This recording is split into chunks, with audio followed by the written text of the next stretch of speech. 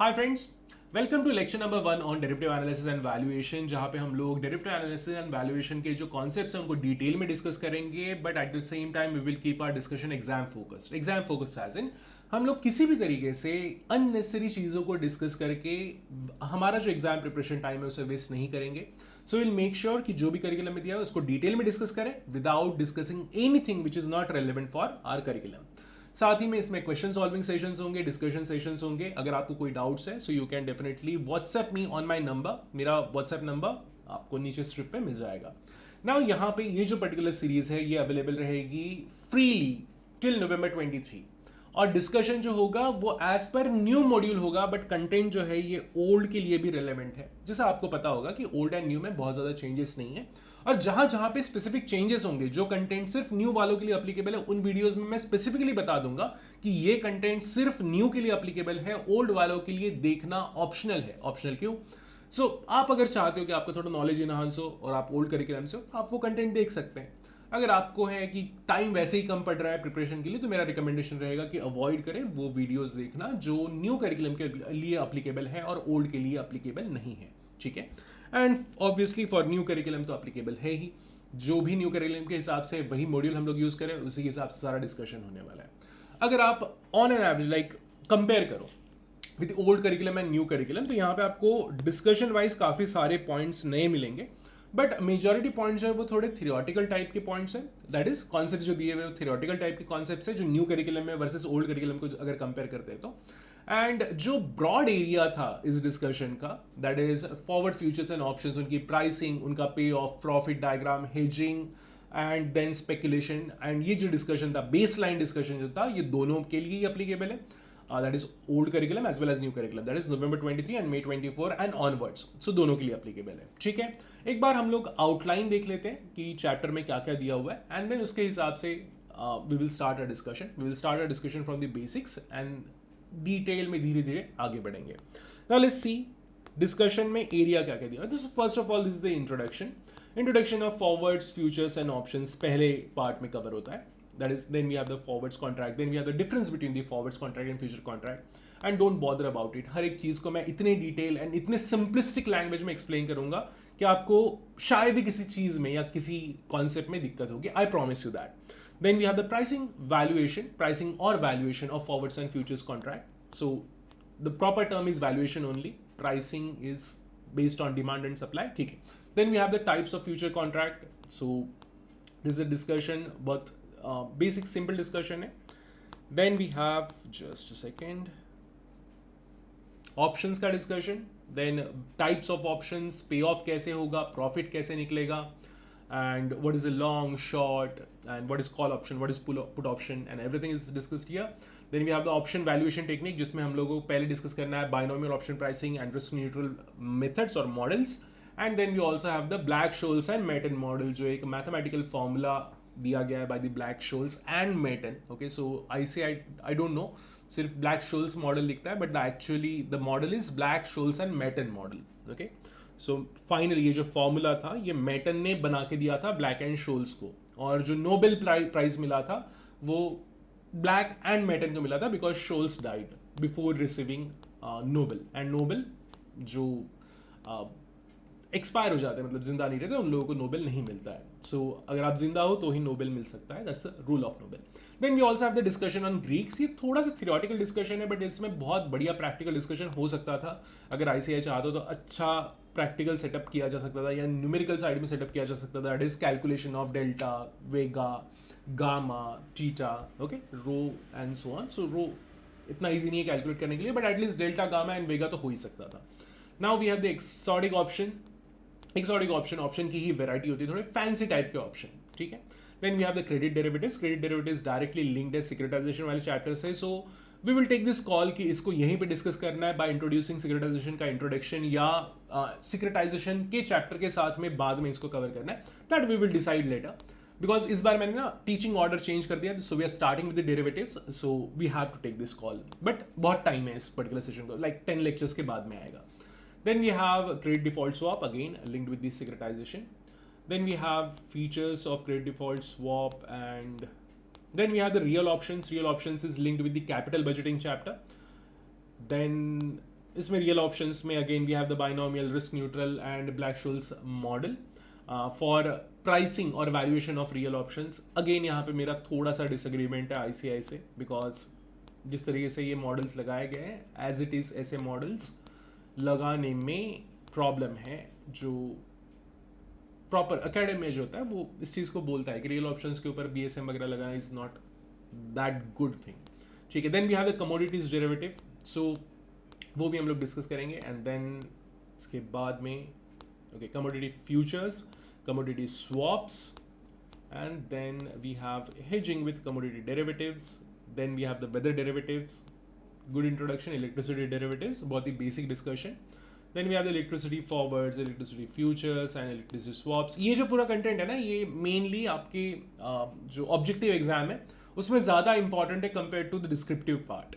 ठीक है, then derivative mishap and lessons, जिसे हम लोग जनरली फाइनेंशियल डिजास्टर्स करके बुलाते हैं, कि फाइनेंशियल डेरिवेटिव्स का यूज़ करके या फाइनेंशियल इंस्ट्रूमेंट्स का यूज़ करके जितने भी क्राइसिस हुए आज तक के, जितने भी डिजास्टर्स हुए कंपनी में, कैसे कंपनीज, इन शॉर्ट कैसे कंपनी डूब गई by using derivative, is the learning outcome. ठीक है, इस पर्टिकुलर एरिया में we have the Baring bank case, very famous case. Orange County is again very famous case.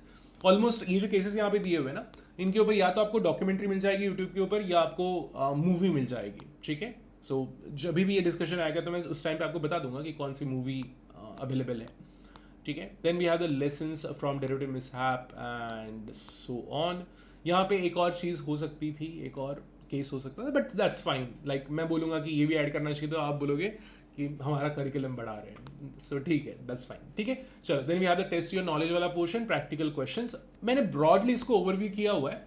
Practical questions में as such questions की कोई addition नहीं है. Total number of pages जो ऐड हुए हैं न्यू वर्सेस ओल्ड में, अप्रॉक्सीमेटली 20 पेजेस ऐड हुए हैं. एंड क्यों बताना पड़ रहा है, 20 पेजेस ऐड हुए.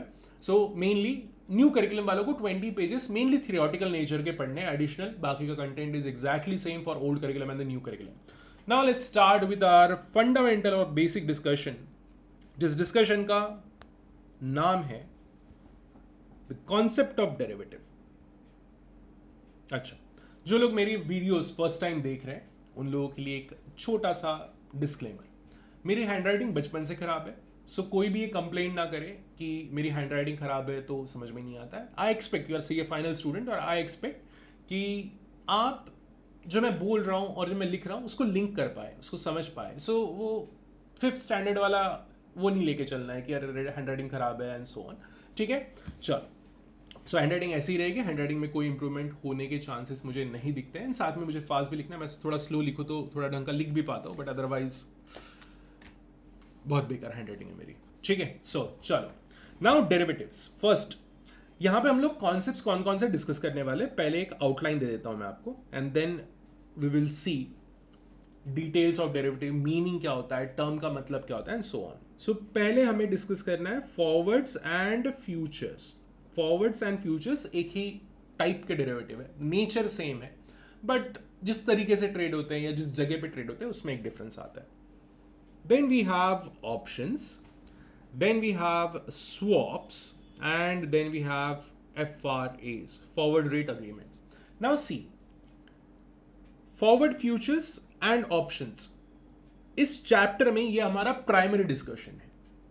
स्वॉप्स वाला portion is secondary discussion, and FRA बिल्कुल भी डिस्कस नहीं होता है. बट ये सब जो मैंने यहाँ पे लिखे हुए, जितने भी इंस्ट्रूमेंट के नाम लिखे हुए हैं, वो ये सारे डेरिवेटिव्स ही है. ठीक है, so forward, future, option, swaps and FRAs, everything is derivative, जो हमारे करिकुलम में कवर होता है. साथ में you also have other derivatives, fancy derivative, exotic derivatives, जो अलग अलग चैप्टर्स में डिस्कस होंगे. जहां जहां पे डिस्कस होंगे वहां पे हम लोग डिस्कस करेंगे. सो हमारा जो कोर डिस्कशन होगा वो रिवॉल्व करेगा फॉरवर्ड, फ्यूचर्स एंड ऑप्शंस के around. Then we have swaps का, जैसे मैंने कहा कि एक पार्शियल डिस्कशन है स्वॉप्स का. स्वॉप्स एंड FRAs डिटेल में कवर होते हैं interest rate risk management chapter में. इंटरेस्ट रेट रिस्क मैनेजमेंट वाला जो सेक्शन आएगा वहां पे हम लोग इसको डिस्कस करेंगे. साथ ही में वैल्यूएशन का भी एक सेक्शन है, वैल्यूएशन में बॉन्ड्स का डिस्कशन होगा. एक वैल्यूएशन करके चैप्टर है, chapter number 5, and valuation of securities. Now valuation of securities में जो एक पार्ट है वो होता है इक्विटी से रिलेटेड, दूसरा पार्ट जो होता है वो होता है फिक्स्ड इनकम सिक्योरिटीज से related. And fixed income securities directly link होती है इंटरेस्ट रेट रिस्क मैनेजमेंट से रिलेटेड के साथ में. सो वैल्यूएशन का part 2 and interest rate risk management हम लोग साथ में डिस्कस करने वाले हैं. सो मेजरली लाइक स्वैप्स बोल लो या एफआरएस बोल लो, सो वो वहां पे डिस्कस होगा, कवर होगा करिकुलम में, लेकिन डेरिवेटिव चैप्टर में कवर नहीं होगा. राइट, चलो. So let's start with the fundamental concept of derivative. Derivative क्या है? What is derivative? What is derivative? ठीक है, डी लिखा है, समझ लेना कि डेरिवेटिव की बात कर रहे हैं. ठीक है, नाउ एक इसको समझने के लिए एक थोड़ा सा जनरलाइज एग्जांपल लेते हैं. एंड मैं अज्यूम कर रहा हूं कि आप पहली बार ये कॉन्सेप्ट पढ़ रहे हो. एक और चीज है जो मैं बताना चाहता हूं. सी, आप अगर एसएफएम या एएफएम के कोई भी अदर कॉन्सेप्ट्स पढ़ो तो वहां पे आपको स्टिल थोड़ा सा एक कंफर्ट फील होगा, बट जैसे ही आप फॉरेक्स, डेरिवेटिव्स, इस टाइप के चैप्टर्स में आते हो, सो आपको ये चैप्टर्स काफी इंटिमिडेटिंग लगेंगे, काफी डिफिकल्ट लगेंगे. उसका रीजन बहुत सिंपल है. अगर आप कंपेयर करो से capital budgeting, advance capital budgeting जो न्यू करिकुलम में आया हुआ है, और से वैल्यूएशंस वाला चैप्टर है, इक्विटी पार्ट इन वैल्यूएशंस, सो ये चैप्टर्स का जो बेसिस है वो आपके सीए इंटर में कवर हो चुका है. For example dividend decisions and all those concepts are covered in financial management portion CA inter के करिकुलम में. देन इसके साथ में अगर हम सिक्योरिटी वैल्यूएशन को डिस्कस करते हैं तो डिविडेंड डिसीजन वाला जो पार्ट है वो भी आपका इंटर में कवर हो चुका है. सो जब आप रिलेटेड टॉपिक्स पढ़ते हो तो आपको वो टॉपिक्स इजी लगते हैं, बट डेरिवेटिव्स वाला पोर्शन इंटर में कभी कवर नहीं होता और ये सडनली आपके फाइनल में आ जाता है. So this is the reason ये चैप्टर आपको इनिशियली डिफिकल्ट लग सकता है, but I promise you this is the one of the easiest chapter of AFM curriculum. ठीक है, एएफएम में जितने चैप्टर्स दिए हुए हैं उसमें से वन ऑफ द इजीएस्ट है. लगभग सारे इजी चैप्टर्स है. कोई बोलेगा मेरे लिए बोलना इजी है, बट आई प्रॉमिस यू आप बाय द टाइम आप पूरे वीडियोस देखो, लाइक जिस टाइम पे आपका प्रिपरेशन खत्म हो जाएगा, आई प्रॉमिस यू आपको ये सारे चैप्टर्स इजी लगेंगे एंड इसी तरीके से मैं आपको पढ़ाऊंगा. ठीक है, चलो. Now the concept, what is derivative. इसके लिए एक एग्जांपल लेते हैं. एक मैच चल रहा है ऑस्ट्रेलिया में, इंडिया वर्सेस ऑस्ट्रेलिया.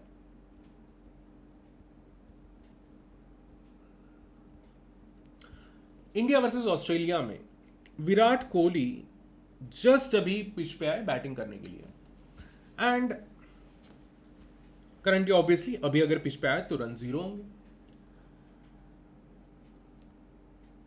इसी के पैरेलल में इंडिया में विराट कोहली के स्कोर के ऊपर एक सट्टा चल रहा है, बेटिंग चल रही है. और ये बेटिंग कैसे चल रही है? बेटिंग का रेट है 10 पे 100. अच्छा, अगर कोई आप में से बेटिंग एक्सपर्ट है सो पहली बात तो खुल के बताए नहीं, और अगर कोई है और मैंने ऐसा लिखा है ना 10 पे 100 मिलेगा and you will be like कि अरे ऐसे थोड़ी ना होता है बेटिंग में. सो पहली बात तो मैंने कभी बेटिंग की नहीं है तो मुझे बिल्कुल भी नॉलेज नहीं है. मैं एक हाइपोथेटिकल एग्जांपल लेके चल रहा हूँ जिससे मैं आपको डेरिवेटिव का कॉन्सेप्ट एक्सप्लेन कर पाऊँ. ठीक है, सो आई अग्री, लाइक मैं एक्सेप्ट करता हूँ कि मुझे बेटिंग, सट्टा, ये सब चीज़ों का नॉलेज नहीं है. ठीक है, चलो देखो. सो एक बेटिंग चल रही है 10 पे 100. इसका मतलब क्या है? आप 10 रुपए अगर लगाओगे, लगाना मत, जस्ट बता रहा हूं. ठीक है, अगर आप 10 रुपए लगाओगे और विराट कोहली ने अगर 100 क्रॉस कर लिए, 100 रन्स पार कर लिए इस मैच में, तो आपको 100 मिलेगा. मतलब 10 रुपए लगाने हैं. अगर विराट कोहली ने 100 के ऊपर कर लिया, 100 के ऊपर रन स्कोर कर लिया, तो यू विल गेट 100. सो ये एक बेट है और ये मैच है. ये दोनों अलग अलग रीजन्स में चल रहे हैं. एक ऑस्ट्रेलिया में मैच चल रहा है, इंडिया में बैटिंग चल रहा है. अब विराट कोहली भाई साहब अभी थोड़ा बाबा जी से मिल के आए. उनका नाम मुझे याद नहीं आ रहा. अमेजिंग मैन, लाइक सुनने में बहुत अच्छे लगते हैं वो. ठीक है, मुझे भी. बट रिसेंटली वो जिनसे भी मिल के आए हैं, अगर आपको पता है नाम तो please comment the saints name, जो भी साधु महाराज जो है उनका नाम आप कमेंट करके बता सकते हैं. नाउ उनसे मिलके आए तो थोड़ा फॉर्म में है. जैसे ही बैटिंग शुरू की, पहले 4 बॉल में 6 रन. ठीक है, 6 हर बॉल में छक्का. 4 छक्के आते ही भाई साहब ने दे दिए और विराट कोहली के रन हो गए सीधे 24. जैसे यहां पे रन 24 हो गए, ये जो बेटिंग का जो रेट चल रहा था ना कि 10 रुपए लगा के 100 मिलने वाले हैं, इसका सडनली रेट चेंज होके ये हो गया 40 पे 100. मतलब अब 40 लगाने पड़ेंगे. अगर आपने पहले लगाया होता तो 10 पे 100 मिल रहा था, अब 40 पे 100 मिलेगा, मतलब आपको ज्यादा खर्चा करना पड़ेगा 100 कमाने के लिए अगर विराट कोहली 100 पार कर लेते तो। एक फर्क समझ में आया? अगर हम इस 10 को 10 रुपीज को बेट की प्राइस मान ले तो यहां पे विराट कोहली का जैसे ही 4 छक्के पड़े वैसे ही बेटिंग की रेट बढ़ गई, बेटिंग 10 से 40 का हो गया। फिर दूसरा ओवर आया, तीसरा ओवर आया, तीसरा ओवर खत्म करते करते एकदम ही अब्रप्ट फिगर्स ले रहा हूं मैं, विराट कोहली ने 60 पहुंचा दिए, सीधे 60। ठीक है,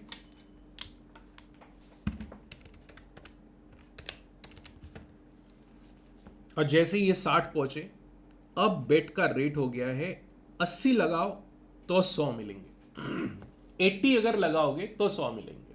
तो कोई भी बोलेगा यार ये तो फायदे का बेट लग रहा है, 80 लगा लेते हैं और 100 तो मिल ही जाएगा क्योंकि ये फॉर्म चल रहा है। बट एक चीज याद रखनी है कि ये क्रिकेट मैच है, किसी भी बॉल पे विकेट जा सकती है।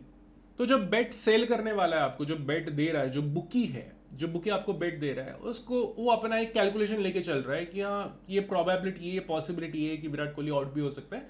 सो 80 पे 100 देना इज स्टिल गुड। अब मान लो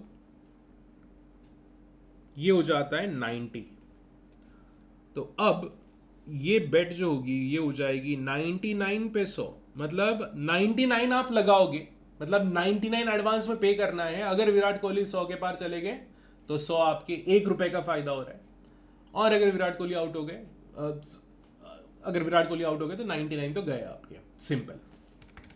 एक सिंपल क्वेश्चन पूछता हूं मैं, इस बेट को फॉर नाउ मान लो कि ये एक सिक्योरिटी है या सिंपली इंस्ट्रूमेंट है, जैसे शेयर होता है वैसे ही ये एक सिक्योरिटी है जिसकी अपनी प्राइस है, प्राइस बढ़ते गई है ना। मैंने तो स्टेप्स ले लिए 24 से 60, 60 से 90, ये जंप्स ले लिए, बट एक्चुअल में कैसे हुआ होगा, बॉल बाय बॉल धीरे धीरे रन्स बढ़े होंगे तो धीरे धीरे बेट की प्राइस भी बढ़ी होगी। यहां पे ये बेट की प्राइस अपने आप बढ़ते जा रही है जैसे जैसे विराट कोहली के रन्स बढ़ते जा रहे हैं। ये जो वैल्यू इसकी बढ़ी, ये जो इसकी प्राइस बढ़ी इस बेट की, इसने अपनी वैल्यू कहां से डिराइव की? इसने अपनी वैल्यू डिराइव की है विराट कोहली के स्कोर से। विराट कोहली के स्कोर से अपनी वैल्यू को डिराइव कर रही है ये बेट। हमारे पास में कोई भी ऐसा इंस्ट्रूमेंट हो जो अपनी वैल्यू किसी और चीज से डिराइव करता है तो इसे हम कहेंगे डेरिवेटिव। जो भी सिक्योरिटी, जो भी इंस्ट्रूमेंट अपनी वैल्यू किसी और चीज से डिराइव करता है उसे हम कहते हैं डेरिवेटिव। और ये जो चीज होती है जहां से वैल्यू डिराइव की जाती है उसको कहते हैं अंडरलाइन। ठीक है, सो डेरिवेटिव एंड अंडरलाइन एक दूसरे के कॉम्बिनेशन में चलते हैं। सो बिना अंडरलाइन के डेरिवेटिव नहीं हो सकता, बिना डेरिवेटिव के अंडरलाइन नहीं हो सकता। मतलब अगर किसी एक सिक्योरिटी के ऊपर मान लो एक शेयर है, जैसे ही हमने मैच का एग्जांपल लिया ना, वैसे ही शेयर्स भी हो सकते हैं, स्टॉक्स भी हो सकते हैं, और भी बहुत सारी चीजें हो सकती हैं। सो कोई एक शेयर है, उस शेयर के ऊपर कोई डेरिवेटिव एग्जिस्ट ही नहीं करता, there is no derivative, there is no future, there is no forward options, कुछ भी नहीं है। सो ये कभी अंडरलाइन नहीं बनेगी। ठीक है, so there is no underline without derivative, and without underline there is no derivative, and without derivative there is no underline. हमेशा याद रखना। नाउ इस डेरिवेटिव की अपनी प्रॉपर्टीज है। क्या प्रॉपर्टीज है? पहले तो इसका अंडरलाइन क्या है, तो अंडरलाइन है ये क्रिकेट मैच। इसका टाइमिंग क्या है, तो जब तक कि विराट कोहली या ये जो मैच है ये खत्म नहीं हो जाता तब तक के स्कोर का असेसमेंट होगा। सो इतने ही टाइम के लिए चलेगा। और अपने कुछ अलग स्पेसिफिकेशंस भी हो सकते हैं, एडिशनल स्पेसिफिकेशंस।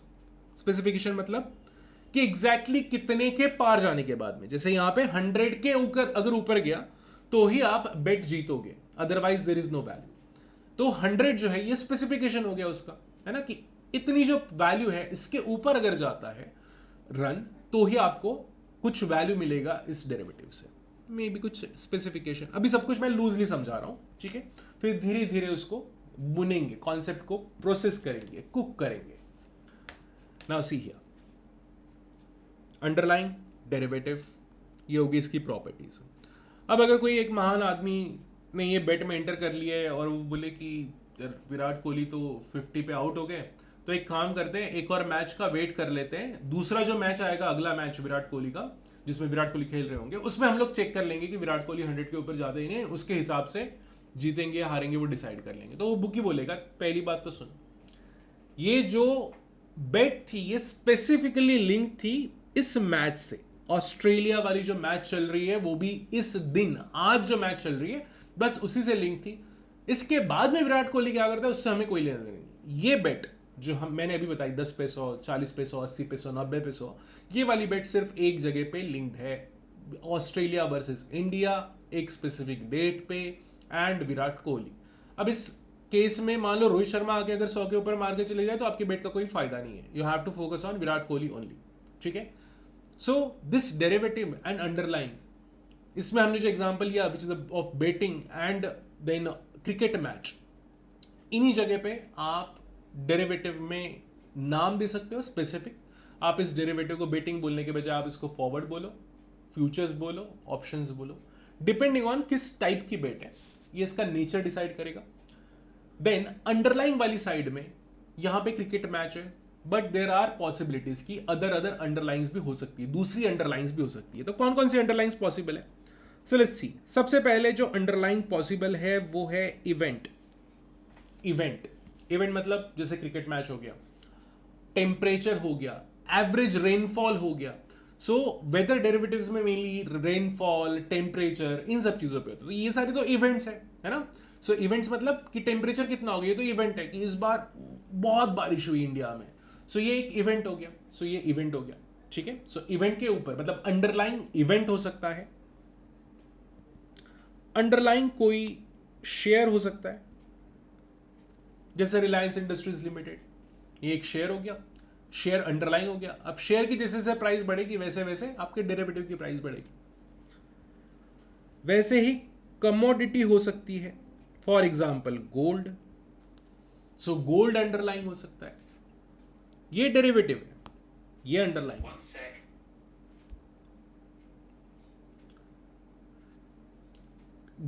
कमोडिटी हो सकती है, एंड देन उसके बाद में डेरिवेटिव भी हो सकता है। ये क्या हो गया? अरे डेरिवेटिव यहां लिखा मैंने और मैं बोल रहा हूं कि डेरिवेटिव यहां भी हो सकता है। सो ऐसा कैसे? So yes, there is a possibility, मतलब ऐसा होता है कि डेरिवेटिव के ऊपर डेरिवेटिव हो, मतलब अंडरलाइन भी डेरिवेटिव है और जो ये जो सिक्योरिटी है जो वैल्यू डिराइव कर रही है ये भी डेरिवेटिव है। सो डेरिवेटिव ऑन डेरिवेटिव, ठीक है। सो पहला पार्ट क्लियर है अंडरलाइन वाला कि क्या क्या अंडरलाइंस हो सकती है। Then we have the derivative. तो क्या क्या डेरिवेटिव हो सकते हैं? सो पहला जो डेरिवेटिव है जो हमें इस सेशन में डिस्कस करना है वो है फॉरवर्ड। साथ ही में मतलब फॉरवर्ड्स एंड फ्यूचर्स का कॉन्सेप्ट एक ही है, जैसे मैंने कहा ना कि ट्रेड कहां पे होता है, सो वो डिपेंड करेगा on forward and future, but other than this concept same ही है, फॉरवर्ड फ्यूचर एक ही चीज मान के आप चल सकते हो। ये ऐसा हो गया, मतलब अगर फॉरवर्ड फ्यूचर को डिफरेंशिएट करना है ना, सो आप होटल में गए तो होटल में अगर बुफे लगा हुआ है मतलब जो बना हुआ है वही खाना पड़ेगा, तो वो हो गया फ्यूचर्स, ठीक है। और आप अपने हिसाब से ऑर्डर कर सकते हो, तो वो हो गया फॉरवर्ड, ठीक। जब डिटेल में समझोगे तो आपको समझ में आएगा। And then we have options. So we will introduce these 3 concepts in this session, and then अगले सेशन में फॉरवर्ड को फिर धीरे धीरे डिटेल में डिस्कस करेंगे। चलो, सो अभी हमने क्या किया, एक एग्जांपल लिया जिसमें आपको 10 लगाने थे फिर 100 मिलने वाला था, उसे हमने एक डेरिवेटिव बोल दिया।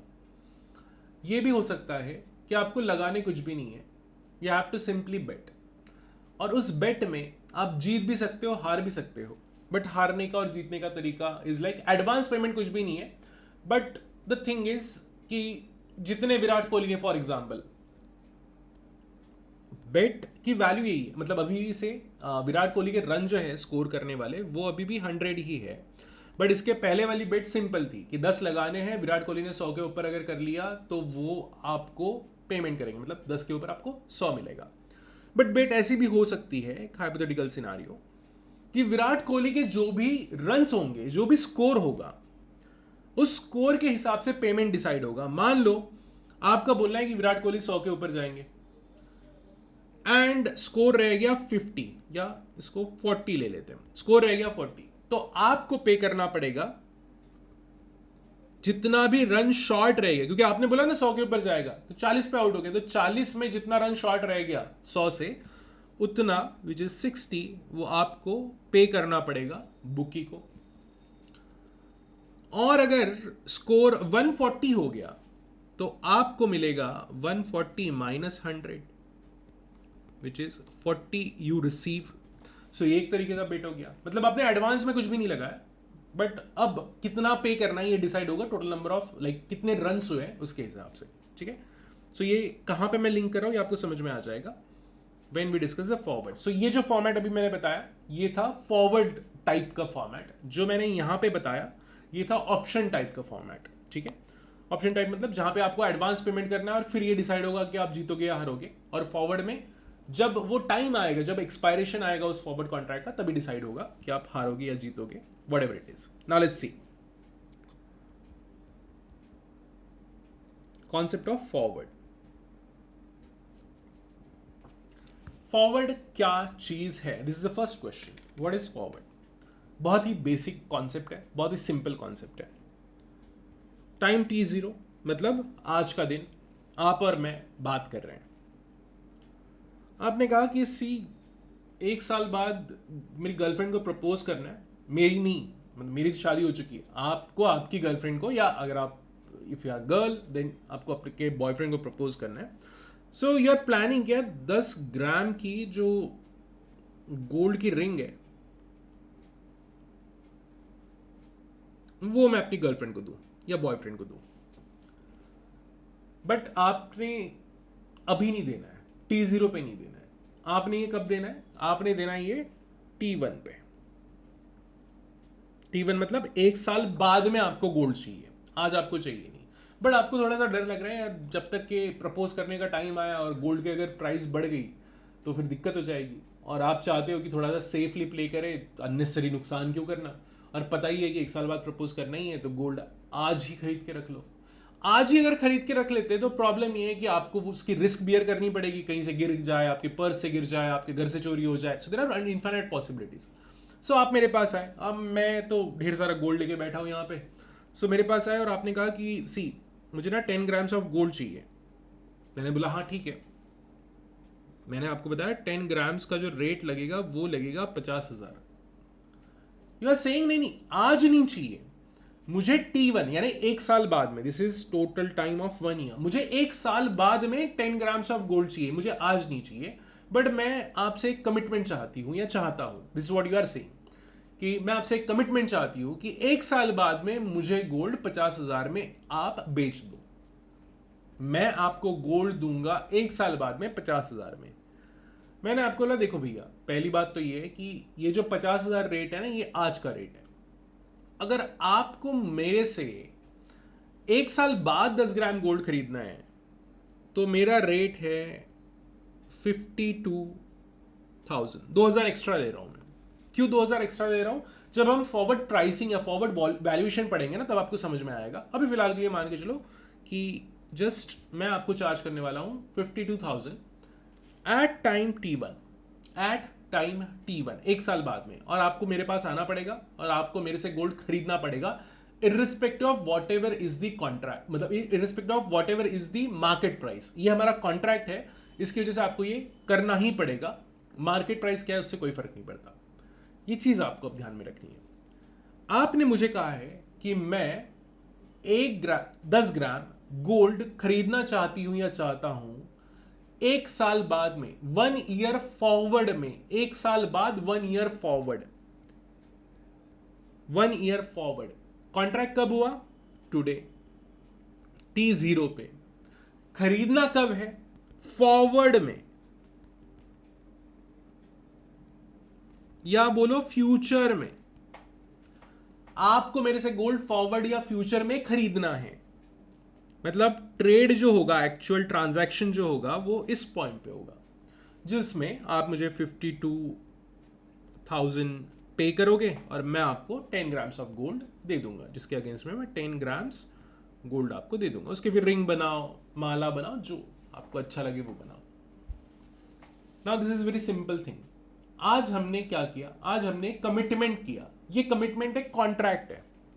हमने कॉन्ट्रैक्ट एक्ट पढ़ा हुआ है सीपीटी में। ये एक कॉन्ट्रैक्ट है। इस कॉन्ट्रैक्ट में हम स्पेसिफिकली लिखेंगे, ऑब्वियसली ऐसे मुंह से बात करके नहीं होगा ना, कॉन्ट्रैक्ट आपको कंफर्म करना पड़ेगा, साइन करना पड़ेगा। तो इसमें हमने लिखा हुआ है कि at time T1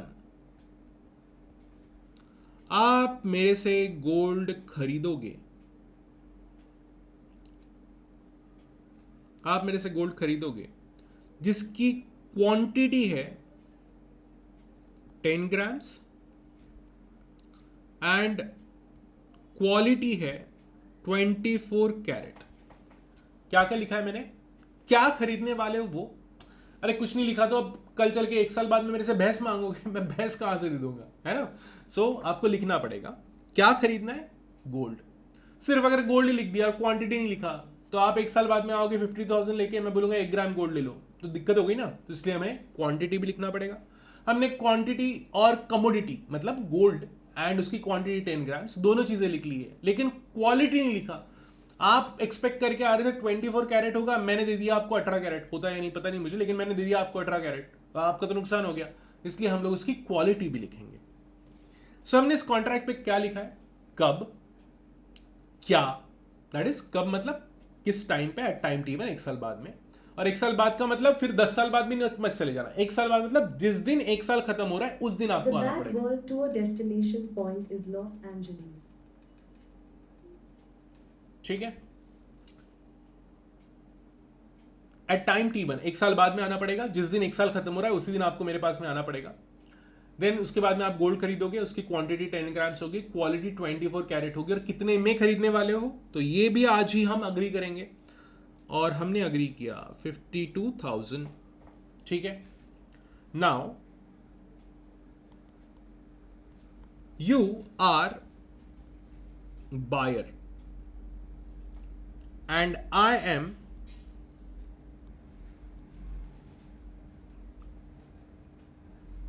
seller. You are buyer, I am seller. Forward में होने वाला है, फ्यूचर में होने वाला है, लेकिन मैं सेल करने वाला हूं, आप बाय करने वाले हो। ये आज ही डिसाइडेड है, प्लीज नोट दिस, आज ही डिसाइड कर लिया है। सो जो बाय करने वाला होता है उसकी पोजीशन को कहते हैं लॉन्ग पोजीशन। लॉन्ग, तो जब भी लॉन्ग दिखे समझ लेना बायर की बात चल रही है। और जो सेल करने वाला होता है उसको बोलते हैं short. I have a short position in forward. Short position in forward, अगर मैं ऐसा बोलूं कि I have short position in gold 1 year forward, इसका मतलब मैं सेल करने वाला हूं गोल्ड को 1 ईयर फॉरवर्ड में, और आप बाय करने वाले हो गोल्ड को 1 ईयर फॉरवर्ड में। So you are a long position holder. So आपकी लॉन्ग पोजीशन इन फॉरवर्ड और फ्यूचर्स। ठीक है, फॉरवर्ड फ्यूचर्स का इस केस में इंटरचेंजेबली यूज कर सकते हैं। एज अ सेट दोनों एक ही तरीके से काम करते हैं। Now see, you are long, I am short. मैं जानबूझ के ये चीजें बार बार रिपीट कर रहा हूं सो दैट आपके दिमाग में एक बार में बैठ जाए। You are long means you are going to buy, I am short means I am going to sell. चलो अब आ जाते हैं हम लोग हमारे टाइम T1 पे। ये है आपका टाइम T1, और टाइम T1 पे केस 1, केस 2 एंड केस 3, ये 3 केसेस ले लेते हैं। केस 1 में हम लोग अज्यूम करते हैं कि एक्चुअल मार्केट में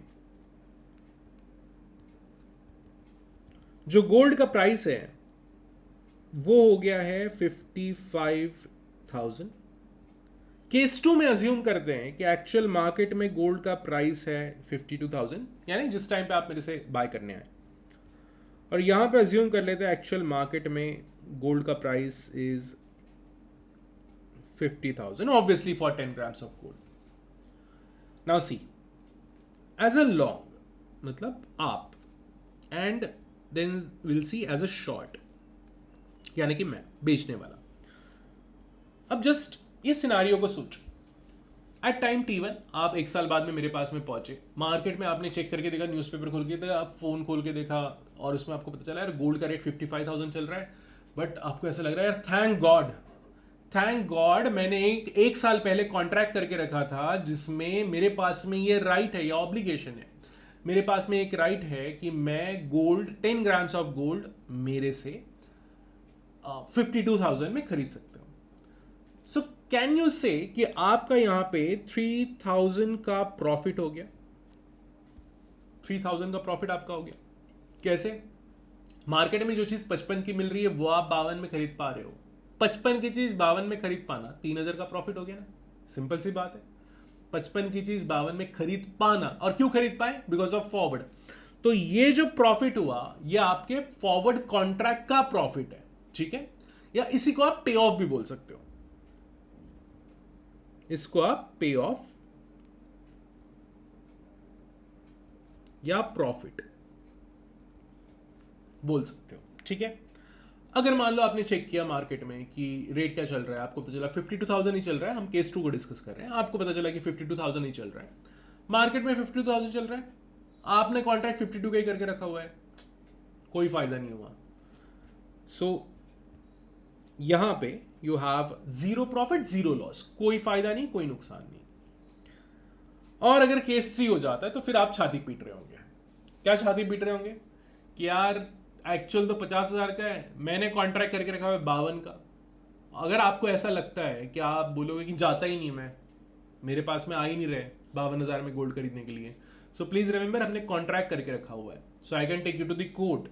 मैं आपको कॉन्ट्रैक्ट एनफोर्स कर सकता हूं कि भैया मेरे से ही खरीदना है, खरीदना ही पड़ेगा, चाहे मार्केट में रेट कितना भी हो जाए, चाहे गोल्ड 10,000 में मिले 10 ग्राम का गोल्ड मार्केट से, लेकिन आपने मेरे साथ कॉन्ट्रैक्ट करके रखा हुआ है कि आप मेरे से 10 ग्राम गोल्ड 24 कैरेट 52,000 में खरीदोगे, तो आपको मेरे से 52,000 में खरीदना ही पड़ेगा।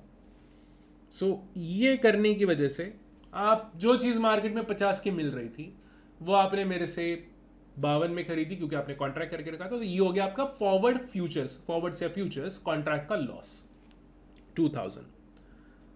अब इसी सिनारियो को मेरे एंगल से उल्टा कर लो, आपका जो 3,000 का फायदा हुआ है, तो मैं इसी चीज को बोल सकता हूं कि मेरा 3,000 का नुकसान हुआ है। आप मेरे से गोल्ड खरीदने आए 52,000 में, जब मार्केट में रेट 55,000 चल रहा था, तो यार मैं मार्केट में 55 में बेच सकता था, मैं जबरदस्ती आपके साथ में कॉन्ट्रैक्ट करके बैठा, अब मुझे उसको 52 में बेचना पड़ रहा है, तो मुझे 52 में बेचना पड़ रहा है जो मार्केट में 55 की चल रही है। 55 की चीज मुझे 52 में अगर बेचनी पड़े तो मेरा 3 का नुकसान हो गया, सिंपल सी बात है। सेकेंड केस में क्योंकि 52 की चीज मैं 52 में बेच रहा हूं, मेरा कोई प्रॉफिट नहीं कोई नुकसान नहीं, और यहां पे मैं आपको 52 में बेच रहा हूं जो चीज मार्केट में 50 की चल रही है, तो मेरा हो गया फायदा। फायदा कितने का? 2,000 का, ठीक। So this is very simple thing. Forwards futures आप एक कॉन्ट्रैक्ट करते हो, उसकी एक फिक्स प्राइस रहती है, अगर प्राइस ऊपर जाए, यहां पे देखो हमने कॉन्ट्रैक्ट करके रखा हुआ है 52,000 का, ठीक है, कॉन्ट्रैक्ट प्राइस बोलेंगे इसको, एक्चुअली में फॉरवर्ड प्राइस बोलना चाहिए, बट अभी हम लोग थोड़ा कॉन्ट्रैक्ट लेवल पे तो कॉन्ट्रैक्ट प्राइस बोलते हैं। कॉन्ट्रैक्ट प्राइस इज 52,000, एक्चुअल में प्राइस बढ़ गई, अगर अंडरलाइन क्या है आपका? गोल्ड, अगर टाइम T1 पे अंडरलाइन की प्राइस बढ़ जाती है, अंडरलाइन की प्राइस बढ़ती है, तो लॉन्ग को होगा प्रॉफिट, और अगर अंडरलाइन की प्राइस कम होती है तो लॉन्ग को होगा लॉस। शॉर्ट के एंगल से अगर अंडरलाइन की प्राइस बढ़ जाती है तो शॉर्ट को होगा लॉस, अगर अंडरलाइन की प्राइस गिर जाती है तो शॉर्ट को होगा प्रॉफिट।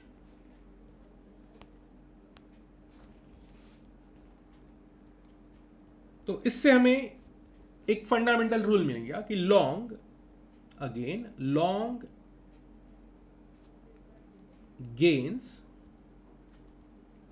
on price increase, इसको मैं एरो से इंडिकेट कर देता हूं, एंड लॉस करेगा वो अगर प्राइस डिक्रीज होती है। तो long position holder in forwards and futures will gain if price increases and loses if price decreases. This is the rule. बस इसी सिचुएशन को उल्टा कर लो from shorts perspective. Long gains, short gains on price decrease, अगर price decrease हुई है तो, एंड लूजेस अगर प्राइस इंक्रीज हुई है तो सिंपल सिंपल चीज है। लॉन्ग को फायदा कब है? अगर अंडरलाइन की प्राइस ऊपर जाती है तो लॉन्ग जो है वो हाथ जोड़ के भगवान से प्रार्थना कर रहा होगा कि भैया प्राइस को बढ़ा दे, प्राइस को बढ़ा दे, प्राइस को बढ़ा दे। जैसे जैसे प्राइस बढ़ती जाएगी वैसे वैसे लॉन्ग को फायदा होते जाएगा। क्यों? क्योंकि ऑब्वियसली उतनी महंगी चीज उसको अब नहीं खरीदनी पड़ रही उतनी महंगे में। अगर प्राइस नीचे जाती जा रही नीचे जाती जा रही तो उसको नुकसान होगा। क्यों? क्योंकि अब उसको महंगे में खरीदनी पड़ रही है बिकॉज ऑफ कॉन्ट्रैक्ट और फॉरवर्ड कॉन्ट्रैक्ट, जबकि वो सस्ते में खरीद सकता था अगर उसने कॉन्ट्रैक्ट नहीं किया होता तो। ऑन द अदर हैंड वैसे ही आप शॉर्ट के एंगल से सोच सकते हो। शॉर्ट भगवान के सामने हाथ जोड़ रहा होगा कि भैया बचा ले, प्राइस कम कर, कम होने दे गोल्ड की प्राइस, बढ़नी नहीं चाहिए, बढ़ जाती है तो उसको नुकसान होगा, है ना। सो यहाँ पे लॉस एंड गेन, ठीक है। लॉस होगा कब? प्राइस इंक्रीज होती है तो। गेन कब होगा? प्राइस डिक्रीज होती है तो। अगर आप स्टार्टिंग के एंगल से सोचो, मतलब शुरुआत के एंगल से सोचो, एट टाइम t0 जब आप लॉन्ग कर रहे थे मतलब जब आप फॉरवर्ड में बाय करने का प्लान कर रहे थे और आपने अग्री कर लिया कि आप 52,000 में मेरे से गोल्ड खरीदोगे, 10 ग्राम्स ऑफ गोल्ड, तो आपके दिमाग में क्या रहा होगा इसके बारे में सोचो कि अगर इस अंडरलाइन यानी गोल्ड की प्राइस 52 के ऊपर अगर चली गई तो मुझे अननेसेसरीली बहुत ज्यादा पे करना पड़ेगा, मुझे बहुत ज्यादा पे करना पड़ेगा।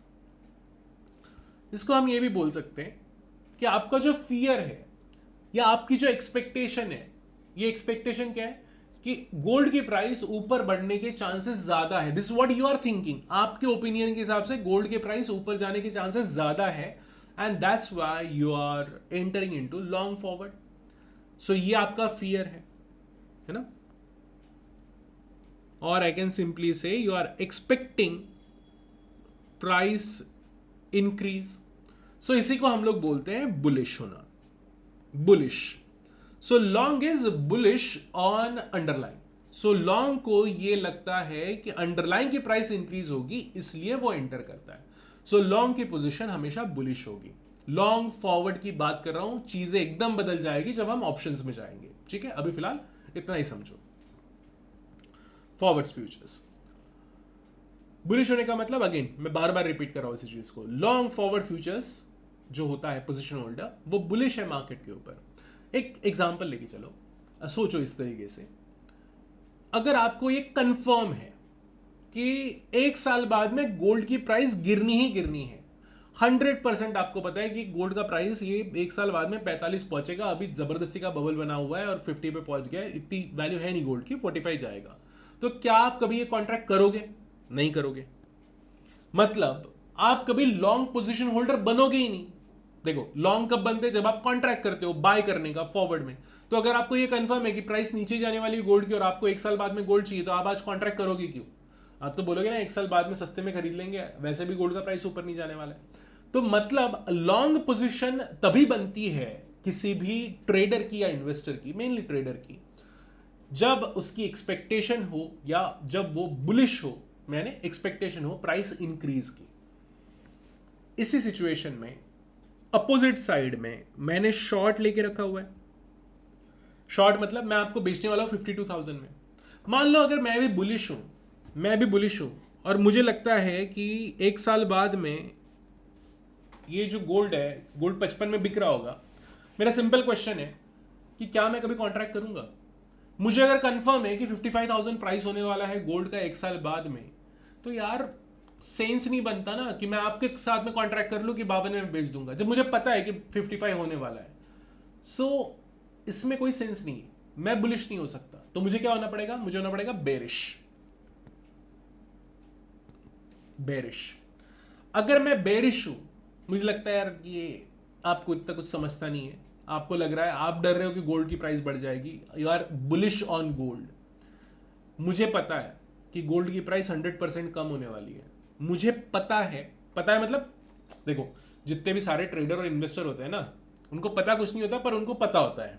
मतलब रियलिटी में उनको कुछ नहीं पता, बट उन्हें लगता है कि उन्हें पता है। तो वैसे मुझे लग रहा है कि मुझे पता है कि प्राइस जो है गोल्ड की वो कम ही होने वाली है, और आप मेरे से कॉन्ट्रैक्ट क्या कर रहे हो? 52,000 में खरीदने का। तो मैं तो बोलूंगा हाँ खरीद लो, मेरे से एक साल बाद में खरीद लो 52,000 में। मैंने ये क्यों बेचा आपको? क्योंकि मुझे पता है या मुझे लगता है, दिस माई थिंकिंग, कि गोल्ड की प्राइस 52 से बहुत नीचे रहेगी या नीचे रहेगी, मे बी से 48,000 रहेगी, उसके आसपास रहनी चाहिए, ये मेरी एक्सपेक्टेशन है। और मुझे लगता है कि यार 48 हो गई तो मुझे 10 ग्राम गोल्ड जबरदस्ती 48 में बेचना पड़ेगा एक साल बाद में। अच्छा है कि आप मेरे से खरीदना चाहते हो 52,000 में। So I am bearish, I am bearish on gold. मतलब I am expecting price decrease, I am expecting price decrease and you are expecting price increase. ठीक है, एंड इसी को या यही जो एक चीज होती है, दो लोगों की एक्सपेक्टेशन मैच ना करना, वो ट्रेड को करवाती है इन मार्केट्स। हमेशा याद रखना। शेयर्स की भी अगर बात करते हैं तो एक बंदे ने, मिस्टर ए ने शेयर को बेचा 100 में। अगर मान लो आप ए को ये गारंटी दे दो कि यार 10 घंटे बाद में या से 4 घंटे बाद में ये शेयर की प्राइस 150 होने वाली है, 150 होने वाली है, तो क्या ये ए बेचेगा अपने शेयर को? नहीं बेचेगा।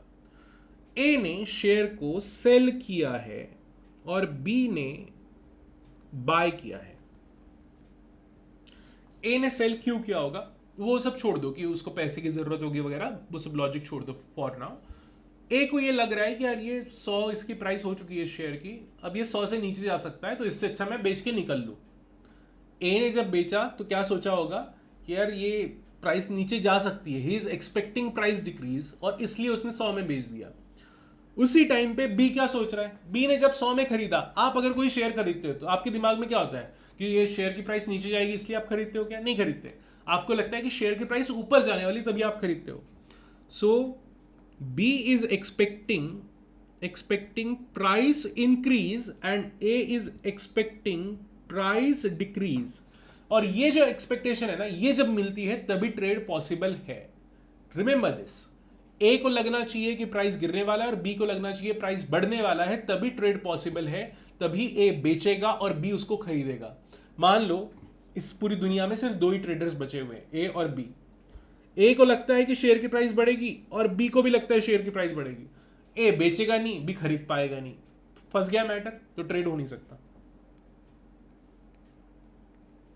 ए को लगता है कि शेयर की प्राइस गिरने वाली है और बी को भी लगता है शेयर की प्राइस गिरने वाली है, दोनों को लग रहा है कि प्राइस गिरने वाली है, फिर मैटर फंस गया। क्यों?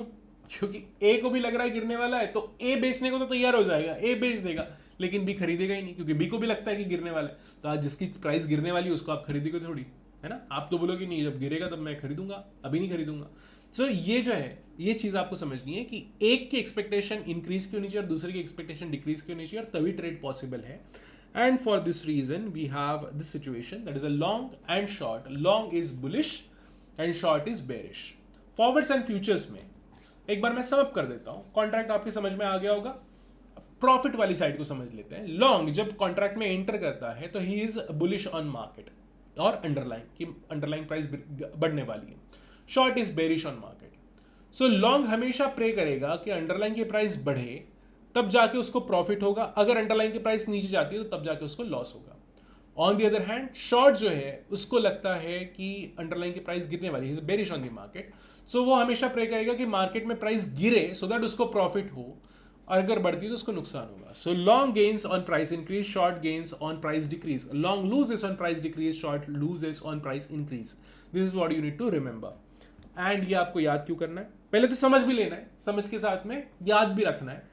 याद क्यों रखना है? क्योंकि अभी ऑब्जेक्टिव एग्जाम्स भी होंगे आपके मई 24 से, और ऑब्जेक्टिव में ये सारी चीजें टेस्ट होने की पॉसिबिलिटी थोड़ी ज्यादा है कंपेयर टू बहुत एडवांस क्वेश्चन, है ना? सो 2 मिनट में आंसर कर पाओ ऐसे क्वेश्चन होने चाहिए, राइट?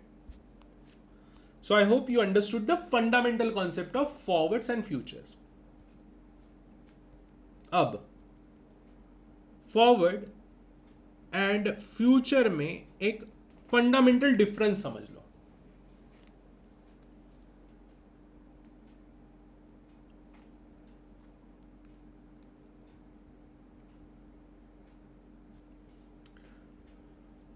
फॉरवर्ड जो कॉन्ट्रैक्ट होता है ये म्यूचुअली होता है।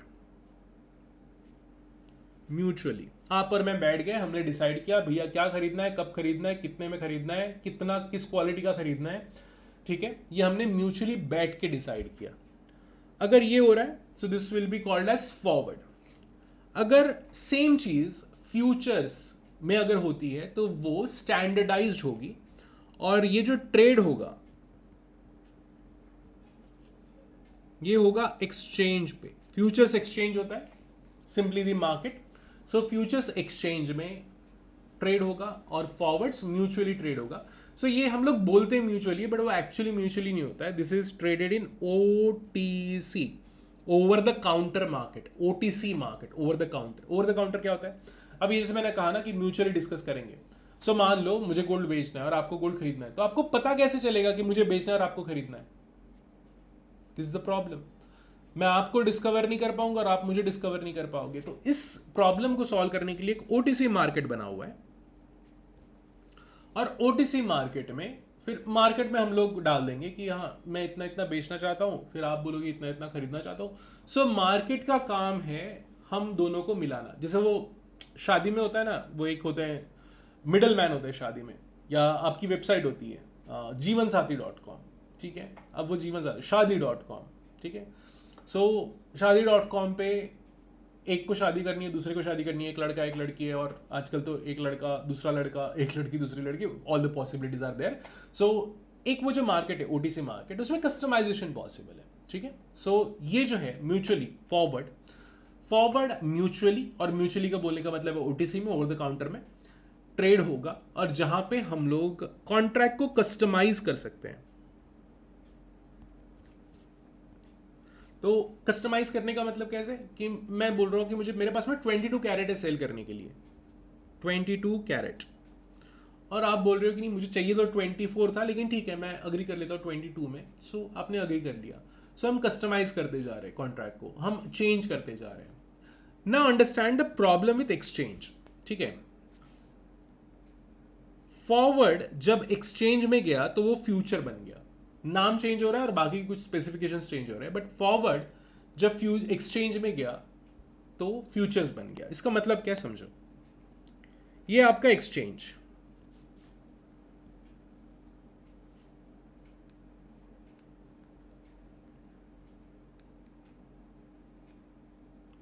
ये है आपका एक्सचेंज।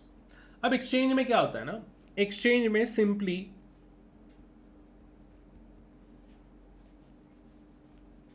कुछ लोग होते हैं जो बाय का ऑर्डर लगाते हैं। तो एक्सचेंज में आप जो आगे वाला बंदा है, जो काउंटर पार्टी है आपका, मतलब जो दूसरी पार्टी है, उसके साथ में आप डायरेक्टली डील नहीं कर सकते। एक्सचेंज क्या है, एक सॉफ्टवेयर बना हुआ है, ये एक टर्मिनल है। एक्सचेंज तो एक्चुअली प्रॉपर एक्सचेंज का कॉन्सेप्ट जब आएगा तब डिस्कस करेंगे, बट इन जनरल जब भी आप कोई भी कमोडिटी या शेयर परचेज करने के लिए जाते हो, आप एक्सचेंज से परचेज करते हो। तो जब आप परचेज कर रहे हो तो आप सिंपली क्या कर रहे हो, मैं इतने शेयर्स, ये शेयर इतने में खरीदना चाहता हूं। आपको इससे फर्क पड़ता है आगे में कौन सा बंदा है जो आपको बेच रहा है? नहीं पड़ता है ना। वो आपका दुश्मन ही हो तो भी आप उससे खरीदोगे, क्योंकि एक्सचेंज आपको फैसिलिटेट करा देगा, वो सीधा का सीधा आप सीधा खरीद लोगे। वैसे ही यहां पे सेलर्स अवेलेबल है, ठीक। अब देखो एक्सचेंज में फ्यूचर्स क्यों ट्रेड हो पाते हैं और फॉरवर्ड क्यों नहीं ट्रेड हो पाते हैं। सो इसके लिए आपको एक चीज समझनी है कि फॉरवर्ड का जो प्राइमरी प्रॉपर्टी वो है कस्टमाइजेशन। स्पेसिफिकली आपको जैसा चाहिए जब चाहिए वो मिल जाएगा। फ्यूचर्स में स्टैंडर्डाइजेशन होता है और उसकी रिक्वायरमेंट क्या है वो समझा रहा हूं। सो ये एक सेलर है, ये बोल रहा है कि मैं 22 कैरेट गोल्ड बेचूंगा टोटल 5 ग्राम, मैं एक ही बार में बेचूंगा, मतलब उसने साइज दे दिया है 5 ग्राम, और ये मैं बेचूंगा से मार्च 24 में। मतलब मुझे फॉरवर्ड चाहिए, मैं अभी जानबूझ के फॉरवर्ड वर्ड यूज कर रहा हूं, एक्चुअल वर्ड इज फ्यूचर्स। मुझे फॉरवर्ड चाहिए 24 कैरेट गोल्ड का 5 ग्राम्स मार्च 24 में। ये इसने ऑर्डर डाला यहां पे। बाय करने वाला जो बंदा है वो बोल रहा है कि मैं 24 कैरेट गोल्ड खरीदना चाहता हूं, मुझे चाहिए 10 ग्राम एक साथ, और मुझे चाहिए अप्रैल 15 को, ठीक है। बाय एंड सेल, सेलर ने अपनी रिक्वायरमेंट डाल दी, बायर ने अपनी रिक्वायरमेंट डाल दी। वैसे ही इमेजिन करो ढेर सारे सेलर और ढेर सारे बायर्स सब अपनी अपनी रिक्वायरमेंट डालते जा रहे हैं, सब अपने अपने मन से डालते जा रहे हैं, एंड बायर को भी अपनी रिक्वायरमेंट डालनी है। एक्सचेंज में आप देख के नहीं ट्रेड कर रहे हो, आप अपनी रिक्वायरमेंट डाल रहे हो। ना यहाँ पे प्रॉब्लम क्या है कि अगर इस तरीके से लोग डालते गए ना, कोई 22 कैरेट बोल रहा है, कोई 24 कैरेट बोल रहा है, सेलर 22 कैरेट बेचने को तैयार है, बायर 24 कैरेट खरीदने को तैयार है, एंड इसी तरीके से पूरा का पूरा खिचड़ी बनते जाएगा। रीजन इज वेरी सिंपल, किसी के भी पास में स्टैंडर्ड टेम्पलेट नहीं है। एक को 15 अप्रैल को खरीदना है और दूसरे को मार्च में बेचना है। यार मार्च में जिसको बेचना है और 15 में खरीदना है, एक्सचेंज बोलेगा भाई साहब दोनों के दोनों रुको। हम क्या करते हैं, हम करेंगे standardization of contract. Exchange contract को डिफाइन कर देगा। अब अगर बेचना है तो वही बेचना पड़ेगा और खरीदना है तो वही खरीदना पड़ेगा। कैसे स्टैंडर्डाइज करेगा? एक्सचेंज बोलेगा देखो, एक जो लॉट होगा, इसको हम लॉट बोलते हैं, ठीक है, एक जो कॉन्ट्रैक्ट होगा, एक फॉरवर्ड, एक फ्यूचर्स कॉन्ट्रैक्ट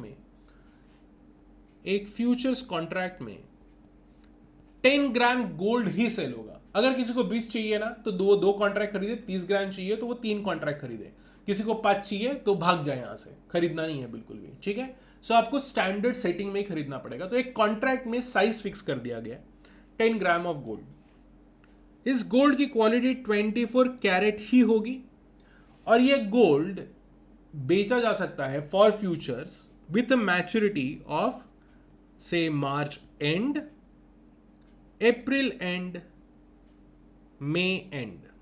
बस यही हो सकता है। 3 कॉन्ट्रैक्ट मिलेंगे, मार्च एंड में खरीदो, अप्रैल एंड में खरीदो, मई एंड में खरीदो। ईच बीच में अपना नंबर नहीं डालना कि मुझे इस डेट पे चाहिए, उस डेट पे चाहिए, ये सब नहीं करना। फिक्स डेट्स प्रोवाइड कर दी है। जैसे ये स्टैंडर्डाइजेशन हो गया, अब इस स्टैंडर्डाइजेशन में क्या होगा, ये जो सेलर है, सेलर को बोलना पड़ेगा कि ठीक है, एक कॉन्ट्रैक्ट, अब याद रखना, अब फ्यूचर्स है ना, सीधा कॉन्ट्रैक्ट बन जाता है। 1 कॉन्ट्रैक्ट ऑफ फ्यूचर्स जिसमें 10 ग्राम ऑफ गोल्ड है एंड जिसकी क्वालिटी 24 कैरेट की है। सो ये बेच रहा है एंड ये बोल रहा है कि मैं अप्रैल एंड वाला लेता हूं, मुझे अप्रैल एंड में चलेगा, ठीक है। अब जो बायर है, बायर भी अपना डालेगा, एक contract 10 gram of gold 24 carat वाला ही, ऑब्वियसली यहां पे वो स्पेसिफाई नहीं कर सकता, ये पूरा पोर्शन स्टैंडर्डाइज्ड है अब, एंड अप्रैल एंड, ठीक। अब इनके बेसिक टर्म्स मैच हो गए, अब यहां पे डिसाइड क्या होने वाला है, यहां पे डिसाइड होने वाली है सिर्फ एक चीज, और वो है प्राइस आप अपने मन से डालोगे। जो सेलर है वो बोलेगा मैं बेचने को तैयार हूं 52,000 में, और बायर बोल रहा है कि मैं खरीदने को तैयार हूं 51,000 में। सो बैठे रहो, बेचने वाला 52 में बेचने को तैयार है, खरीदने वाला 51 को खरीदने के लिए तैयार है। ट्रेड एग्जीक्यूट ही नहीं होगा। अब इसी को बहुत लार्ज स्केल पे इमेजिन करो। सो लार्ज स्केल पे जब होगा, मतलब ढेर सारे लाखों ट्रेड, लाखों सेलर्स और लाखों बायर्स, जब लाखों सेलर और लाखों बायर मैच करेंगे तब उनको ये रियलाइज होगा, जो भी बायर है इस टाइप का, कि जो 51 में खरीदना चाहता है बट मार्केट प्राइस 52 चल रही है, तो वो क्या बोलेगा, यार ऐसे तो मिलेगा नहीं मुझे, तो मैं थोड़ी सी अपनी प्राइस बढ़ा देता हूँ, बाई की प्राइस बढ़ा देता हूँ, लॉन्ग की प्राइस बढ़ा देता हूँ एंड 52 में खरीद लेता हूँ। दैट्स फाइन, उसने 52 में खरीद लिया। अगर मान लो सेलर को ज्यादा जल्दी है, अगर मार्केट में सेलर साइड से प्रेशर है, सप्लाई ज्यादा है, तो प्राइस नीचे आएगी to match the buyers requirement. अगर डिमांड ज्यादा है तो प्राइस ऊपर जाएगी to match the sellers requirement. And this is how the demand and supply works in market. So futures में जो भी प्राइस डिसाइड होगा इस कॉन्ट्रैक्ट का, वो डिसाइड होगा based on the demand and supply. Finally क्या पता चला हमें, फ्यूचर्स में ट्रेडिंग या फ्यूचर्स ट्रेड कहां पे होंगे, एक्सचेंज में।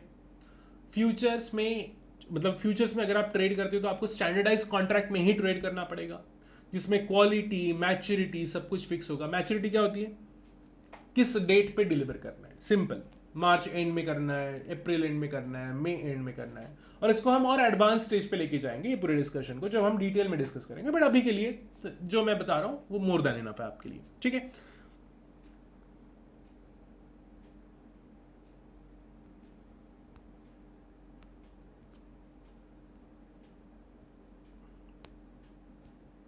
नाउ एक्सचेंज क्या फैसिलिटेट करेगा, एक्सचेंज फैसिलिटेट करेगा प्राइस डिस्कवरी को। एक्सचेंज का काम क्या है, एक्सचेंज के कुछ काम है, उसमें से पहला है स्टैंडर्डाइजेशन प्रोवाइड करना, ठीक है। स्टैंडर्डाइजेशन मतलब एक्सचेंज पहले, देखो कैसे होता है, एक्सचेंज पहले कॉन्ट्रैक्ट को लिस्ट करेगा, बोलेगा ये है कॉन्ट्रैक्ट, ये है साइज, ये है मैच्योरिटी। पहले एक्सचेंज को कॉन्ट्रैक्ट को लिस्ट करना पड़ेगा और फिर उस कॉन्ट्रैक्ट में लॉन्ग या शॉर्ट पोजीशन ली जा सकती है। मान लो एक्सचेंज को लगा कि यार 24 कैरेट के ऊपर बहुत लोगों का रिस्पॉन्स अच्छा नहीं है, एक 22 कैरेट का भी बना देते हैं, तो फिर अब 22 में भी हो सकता है। So exchange will list contract first और फिर लॉन्ग बोलेगा, लॉन्ग देखेगा, अच्छा यार ये कॉन्ट्रैक्ट मिल रहा है तो मैं इसको शॉर्ट कर देता हूँ, सॉरी लॉन्ग करने वाला जो होगा वो बोलेगा मैं लॉन्ग कर देता हूँ, एक शॉर्ट वाला होगा वो शॉर्ट कर देगा, लॉन्ग शॉर्ट मिल गए तो फाइनली ट्रेड हो जाएगा, सिंपल। सो एक्सचेंज का पहला काम क्या है, स्टैंडर्डाइजेशन ऑफ कॉन्ट्रैक्ट्स। एक्सचेंज का दूसरा काम है प्राइस डिस्कवरी, प्राइस डिस्कवर कराएगा, ठीक है। एंड देन थर्ड जो काम है वो है क्लियरिंग कराना। क्लियरिंग, व्हाट इज क्लियरिंग, तो अभी नहीं डिस्कस करते, जब इन चीज़ों को हम डिटेल में जाएंगे, इनके फ्यूचर्स एक्सचेंज वाले पोर्शन में जब डिटेल में जाएंगे तो then we will discuss clearing portion क्या होता है, ठीक है। So clearing is different from exchange. So exchange ने बेसिक चीज़ें प्रोवाइड कर दी, बट एक्सचेंज से ही एक फैसिलिटी लिंक्ड होती है जो होती है क्लियरिंग फैसिलिटी। सो एक्सचेंज जो भी कॉन्ट्रैक्ट ट्रेड हो गया, क्लियरिंग होती है पोस्ट ट्रेडिंग, एक बार ट्रेड हो गया फ्यूचर कॉन्ट्रैक्ट का। रिमेंबर, मैं एक्चुअल सेल की बात नहीं कर रहा हूं, मैं सिर्फ कॉन्ट्रैक्ट एग्जीक्यूशन की बात कर रहा हूं। सो जब भी आपका कॉन्ट्रैक्ट एग्जीक्यूट हो गया, सो वहां से लेके जब तक कि आप एक्चुअल में गोल्ड बेच नहीं देते या एक्चुअल में गोल्ड खरीद नहीं लेते, ट्रेड कंप्लीट नहीं हो जाता, तब तक के क्या चलता है, तब तक के चलता है क्लियरिंग प्रोसेस, ठीक है। एंड क्या क्या होता है क्लियरिंग में, that we will discuss later, ठीक। So this is about the forward and futures. Options का बेसिक अभी डिस्कस कर सकते हैं, बट वही है, ऑप्शन का बेसिक डिस्कस करके थोड़ा सा कंफ्यूजन बढ़ेगा। So will discuss options details या ऑप्शन के जो एडवांस टॉपिक्स है इन ऑप्शंस पोर्शन। सो अगले लेक्चर में, लेक्चर नंबर 2 में हम लोग डिस्कस करेंगे प्राइसिंग और valuation of forward and futures. अच्छा, एक और चीज समझ लो, मैं ये प्राइसिंग वगैरह डिस्कस करूंगा forward and future, and then उसके बाद में जो ये नोट्स है उनको रीड आउट करेंगे, और इसके साथ में भी जो स्पेसिफिक यहाँ पे डिटेल्स दी हुई है ना, जो थियोरेटिकल डिटेल्स दी हुई है, उनको भी मैं इलैबोरेट करूंगा। बट जस्ट अ सेकेंड,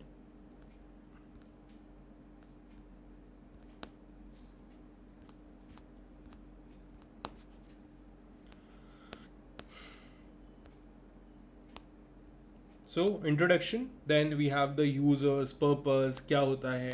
सो ये धीरे धीरे डिटेल में जाते जाएंगे। फिर फॉरवर्ड कॉन्ट्रैक्ट क्या होता है, फ्यूचर्स कॉन्ट्रैक्ट क्या होता है, फॉरवर्ड एंड फ्यूचर में डिफरेंस क्या होता है, pricing valuation of forward and future contract, मतलब व्हाट इज द प्राइसिंग, ठीक है। सो नेक्स्ट लेक्चर में we will discuss the pricing part, कि प्राइस किस तरीके से किया जाएगा, और maybe we can also just overview this part. पहले हम लोग एक ओवरव्यू ले लेंगे जो भी यहाँ पे पॉइंट्स दिए हुए हैं, एंड देन उसके बाद में we will see the pricing part. So this is also possible, let's see in the next lecture. So based on जो भी अल्टीमेटली सभी डिस्कस करना है, आप किस ऑर्डर में डिस्कस करते हैं वो बहुत ज़्यादा इंपॉर्टेंट नहीं है। So see you in the lecture number 2। Thank you for watching this video. Bye bye, take care. अगर आपकी कोई क्वेरीज है, so you can again as a said you can ask me in the like on the WhatsApp number जो मैंने यहाँ पे दिया हुआ है ऑन द टिकर।